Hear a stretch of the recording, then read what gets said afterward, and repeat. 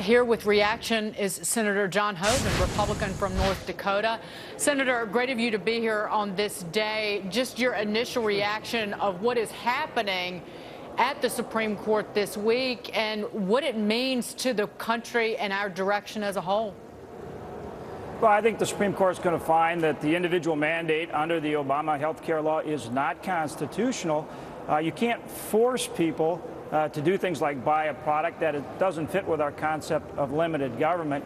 And what we really need to do is to, this health care approach, the Obamacare legislation is not working, and we need to start over and get the approach that the American people want. What if they don't find that?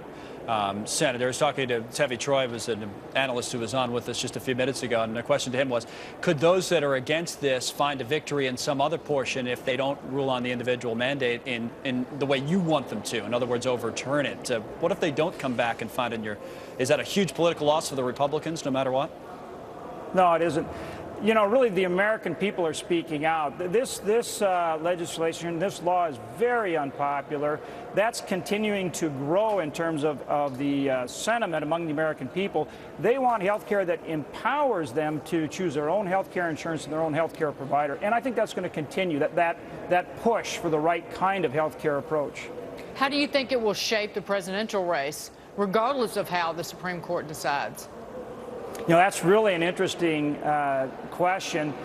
Again, I go back to the merits, because all those things are hard to sort out and to guess. The American people want a different approach when it comes to health care. They want choice. They want competition.